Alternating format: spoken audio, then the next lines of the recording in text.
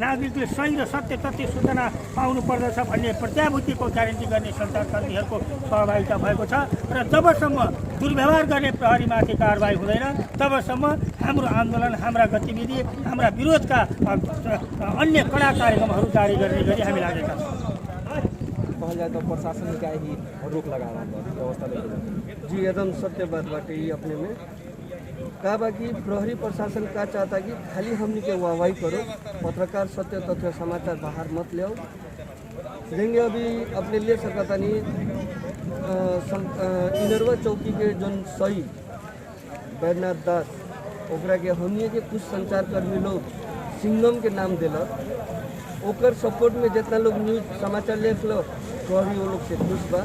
लेकिन वह इनरवा चौकी के विरुद्ध में न्यूज जितना समाचार माध्यम में संचार माध्यम में आई वो लोग के टारगेट बना के हमला कर रहा बाटे।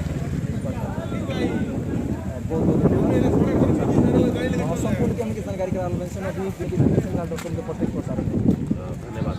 काल जोन तिवारी यादव एक पत्रकार पर जोन व्यवहार भइल बाटे एकरा प्रति अपने के कारण पत्रकार के प्रति जो दुर्व्यवहार है बहुत गलत हुई बात है। ऐसा ना होके के चाहिए। कहे तो अभी के जो कोरोना के जो संत्रास में के अपन जान के सुरक्षा के भी ध्यान न दे के लोग सही सूचना के लेखा संप्रेषण हो जनता में वो में दिन रात लागल बा। वो में प्रहरी प्रशासन जो लॉकडाउन के बहाना बना के पत्रकार के ऊपर दुर्व्यवहार कर रहा बा बहुत गलत बात है।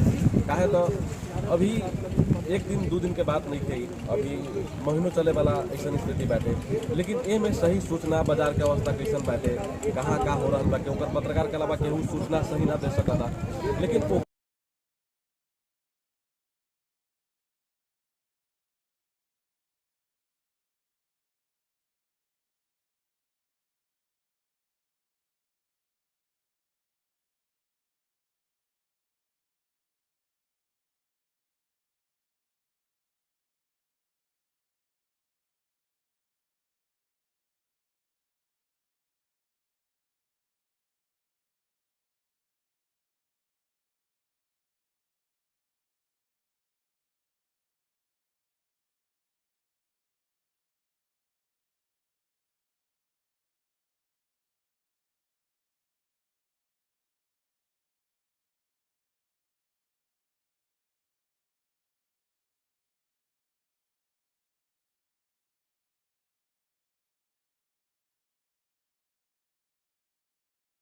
घटना घटल बा सर ए पर अपने की क्या धारणा रहल?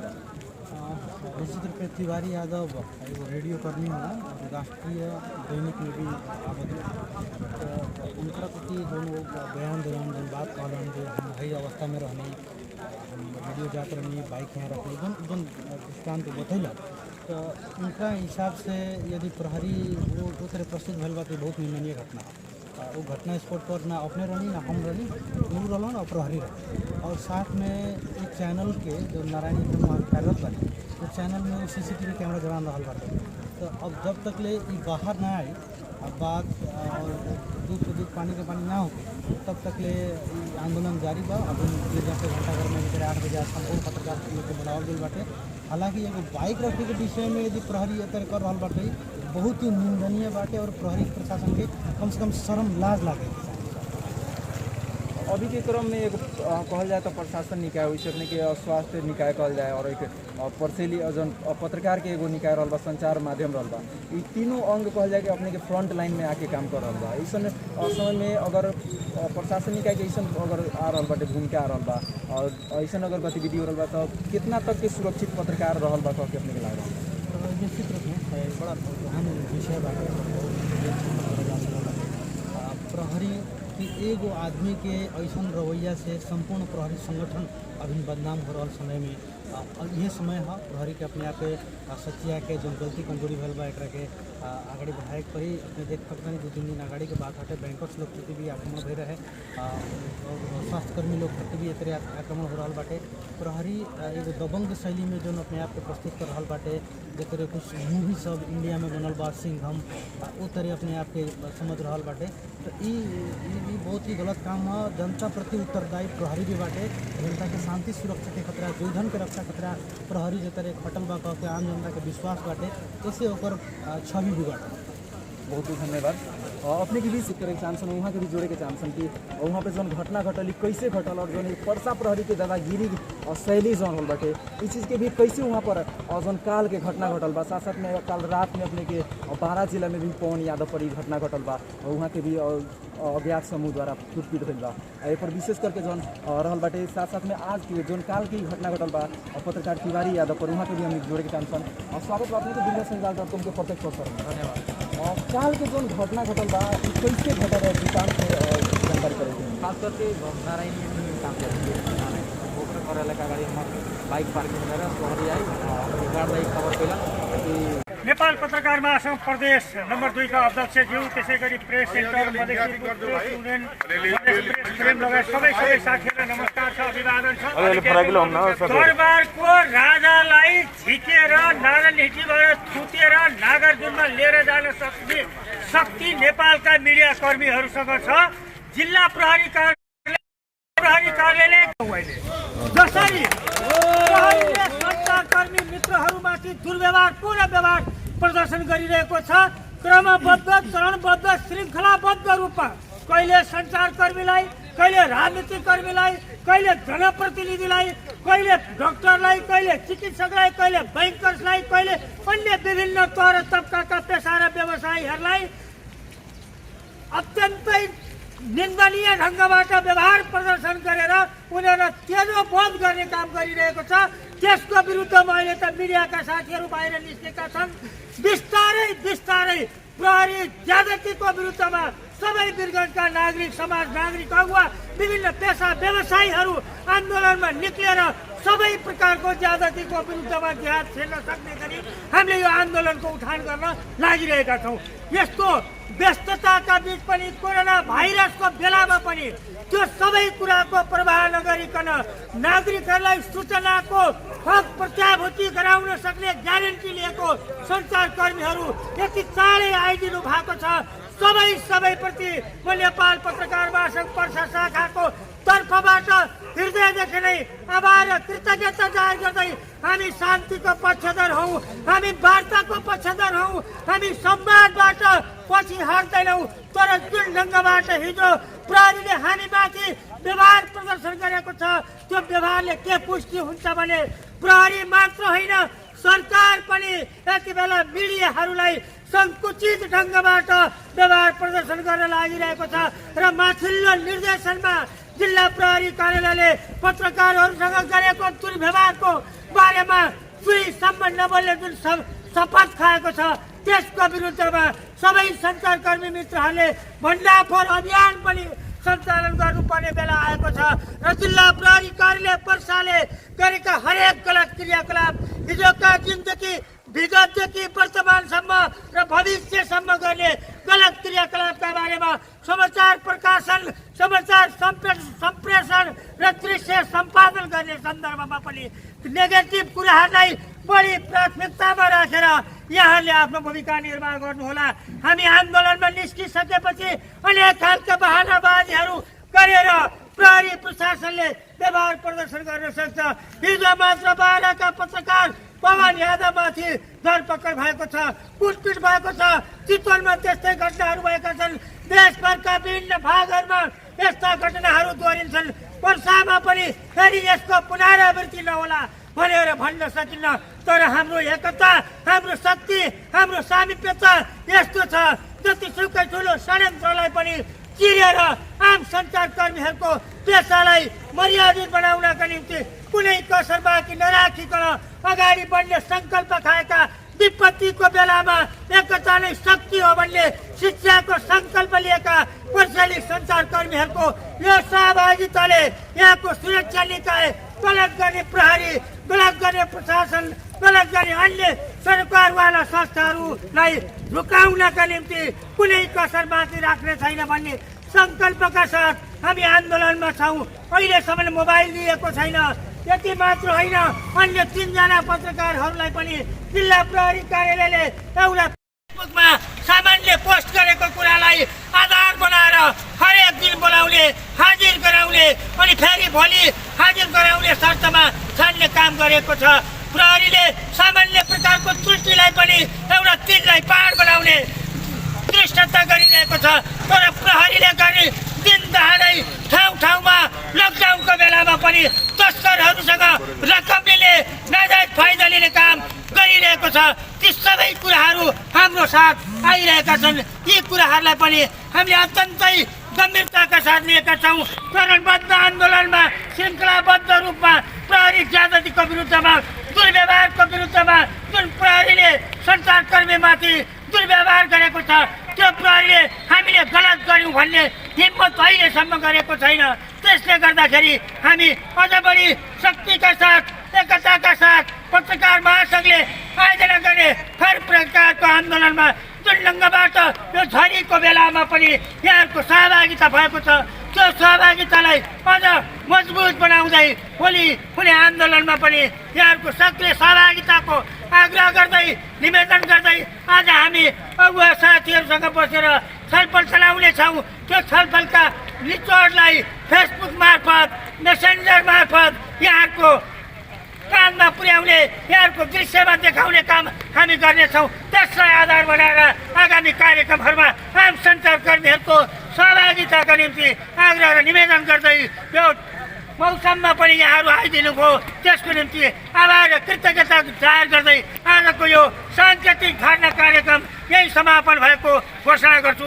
धन्यवाद, नमस्कार, अभिवादन। र प्रदेश कमिटीले हामीलाई सञ्चारकर्मीहरूको सुरक्षाका निम्ति केही इक्विपमेन्टहरू मलाई लाग्छ सेनिटाइजर र अरू केही सामग्रीहरू दिँदैछ। त्यो सामग्रीहरू साथीहरूलाई लिएर जानका निम्ति पनि म आग्रह गर्दछु। ल्याउनु थियो।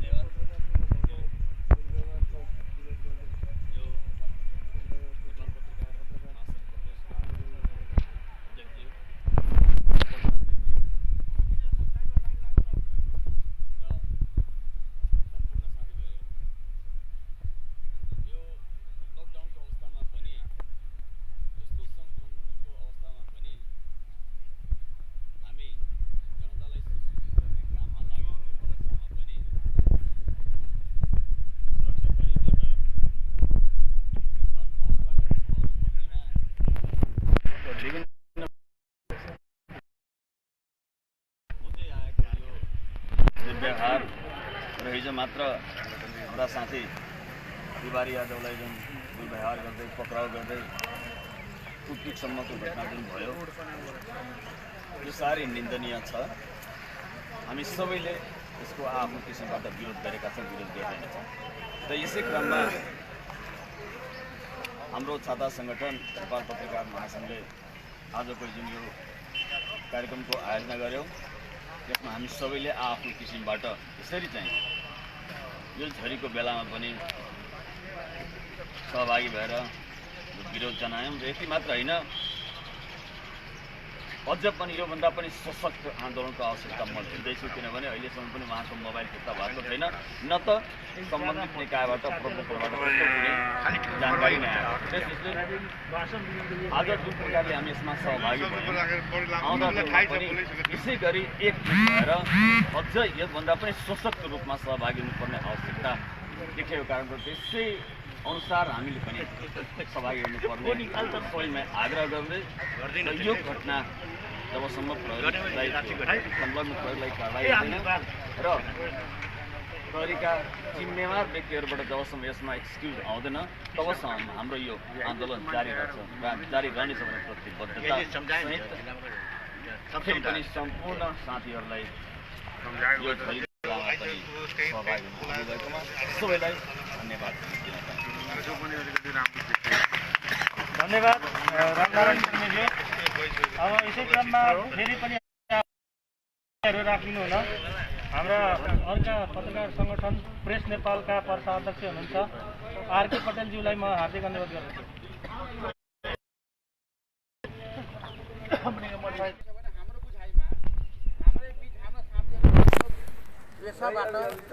पेसाको दुरुपयोग गरेर काममा लाग्नुभएका छन् र प्रहरीले हामीलाई पनि टार्गेट गरेका छन्। त्यसको परिणाम आज जेन्युन मान्छेहरूले पनि सुधाइ खाइरहेका छन्, अवधि गरिरहेका छन्। फलस्वरूप आज यो चाहिँ घटना घट्यो बुहारी भाइसँग। त्यसकारण यसरी पेसामा लागेका यदि हामी जेन्युन आफ्नो साथी आफ्ना जुन पत्रकारहरू हुनुहुन्छ भने बाहिरको मान्छेलाई आफ्नो टिममा नल्याउँ नगरौँ। त्यो चाहिँ गर्दाखेरि भोलि हामी फस्छौँ, क्लियर छ। र एउटा व्यक्तिको कारणले सिङ्गो चाहिँ वर्षाका प्रेस जगत बदनाम भइरहेका छन्। त्यसकारण यसमा विचार गरौँ साथीहरू। दोस्रो कुरो कि प्रहरीले हिजोसम्म हामीलाई अहिलेसम्म मोबाइल पनि दिएको छैन र अहिलेसम्म केही टुङ्ग्याएको छैन। अब यसको हामी चाहिँ जिल्ला कार्य समितिले बसेर प्रदेश अध्यक्ष पनि हुनुहुन्छ, बसेर अब हामी कडा रूपमा कसरी जाने भनेर हामी निर्णय गर्छौँ। त्यसै हिसाबले हामी अगाडि बढ्नुपर्छ, मैले माग गर्दछु अध्यक्षजीसँग। त्यसै गरी अब कुरो के रह्यो भने हामीले पनि गरेर हिँड्ने अवस्था छ र हिँड्नु पनि पर्छ। र त्यसकारण जुन प्रहरीले चाहे जसले एउटा बारा जिल्लामा पनि हिजो घटना घट्यो, अज्ञात समूहले यो पवन भाइलाई, पवन यादवलाई पनि टाउको फोड दिएका छन् मारेर अज्ञात समूहले। हिजो हुनसक्छ कि हाम्रो पर्सकका साथीहरूमाथि अज्ञात समूहले पनि गर्न सक्छ त्यस्तो घटना। त्योबाट बच्नको लागि हामी आफै सचेत भएर फिल्डमा काम गरौँ र अबदेखि आफ्नो नियम कानुनभित्र बसेर जुन हाम्रो टार्गेट दिएको छ जनताको लागि काम गर्ने, आफ्नो लागि काम त गर्नु छ भने यो पेसा छोडेर गए हुन्छ। जानु तपाईँहरू आफ्नो काम गर्नु। जब तपाईँले जनताको सेवाको लागि आउनुभएका छन् भने जनताको निश्चित रूपमा चाहिँ जनताको के पिर मार्का छ त्यो काम गर्नु। दिउँसो म यहीँ टुङ्गाछु। धन्यवाद।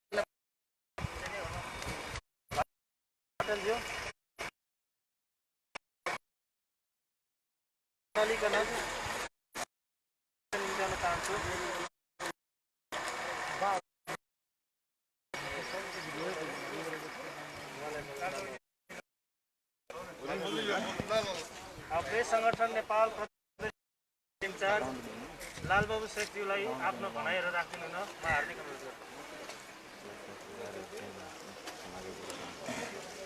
यस कार्यक्रमका अहिलेका आयोजक सभापति अध्यक्ष श्याम बन्जाराज्यू तथा हाम्रा प्रदेशका अध्यक्षज्यू र विभिन्न संस्थाका युवा व्यक्ति र हाम्रा पत्रकार साथीहरूमा अभिवादन सहित नमस्ते।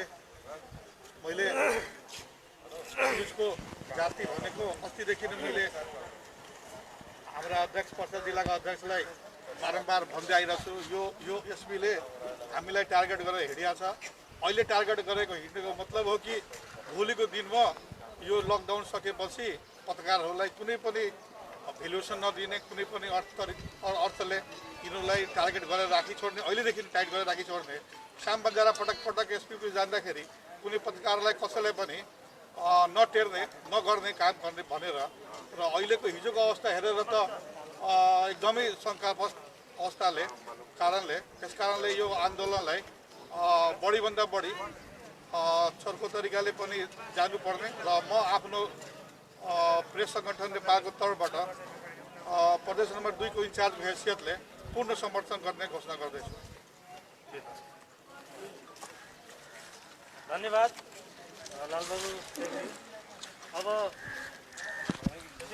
अभी घंटाघर में बानी सन हमने के और घंटाघर से अपने के बीच में पत्रकार के ऊपर संचारकर्मी के ऊपर विशेष जो विभिन्न समय में आक्रमण हो रहा है, पुलिस प्रशासन के जो दादागिरी हो रहा है देखावल जा रहा है ऊपर अपने के विशेष पत्रकार महासंघ नेपाल पत्रकार महासंघ के जो अध्यक्ष श्याम बंजारा जी द्वारा अपने के 8 बजे से आज के विशेष ये घोषणा भेल बाटे अपने के यहाँ पे आंदोलन के और हमने के यहाँ पे अभी कर बानी सन, धरना में बानी सन और धरना में विभिन्न व्यक्तित्व लोग के भी हमने के बात जोड़ बानी सन अपने के बीच में।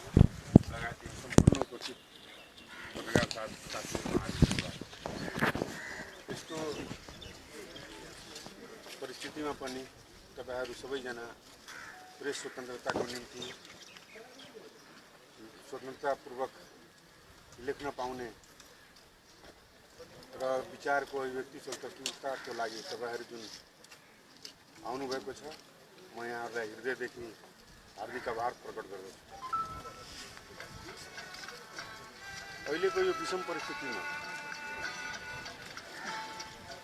मुलुक र विश्वमै स्वास्थ्यकर्मी, सुरक्षाकर्मी र सञ्चारकर्मीहरू फ्रन्ट लाइनमा चाहिने बसेर चाहिने आफ्नो कर्तव्य निर्वाह गरिरहेको वर्तमान अवस्थामा पनि जुन ढङ्गको जुन खालको रवैया पटक पटक पर्सा प्रहरीबाट प्रदर्शित हुँदै आइरहेको छ यो अत्यन्त निन्दनीय र खेदजनक काम हो। यही सेरोफेरोमा आम नागरिक, स्वास्थ्यकर्मी, औषधि व्यवसायीहरू, ब्याङ्करहरूमाथि जुन खालको पर्सा प्रहरीले अभद्र व्यवहार गर्यो यो तपाईहरु समक्ष छर्लङ्गै छ र हुँदै जाँदाको अवस्थामा यो बन्दाबन्दीमा हिजो जुन पत्रकार तिवारी यादवमाथि जुन घटना भयो यो असहनीय भयो।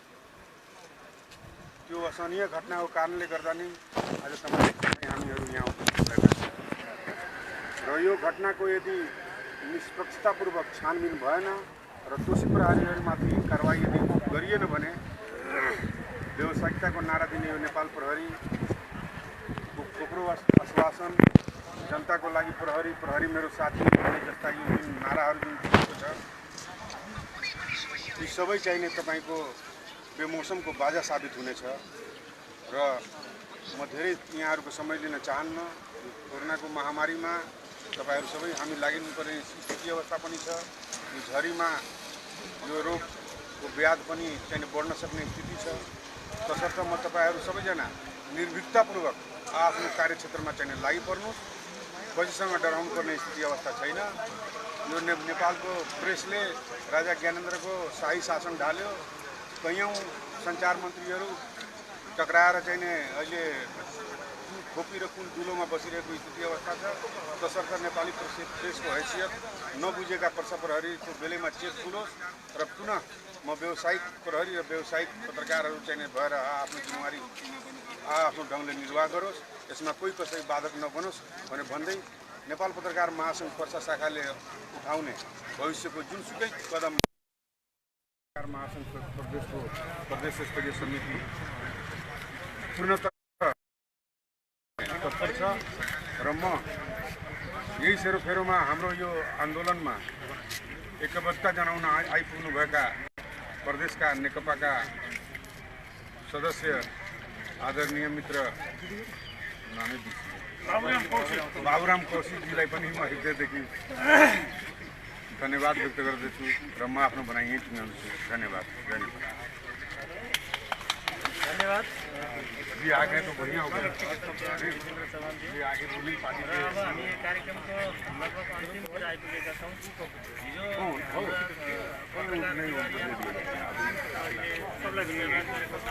त्यो तुलनात्मक जति नै निन्दा गरे पनि कम हुन्छ।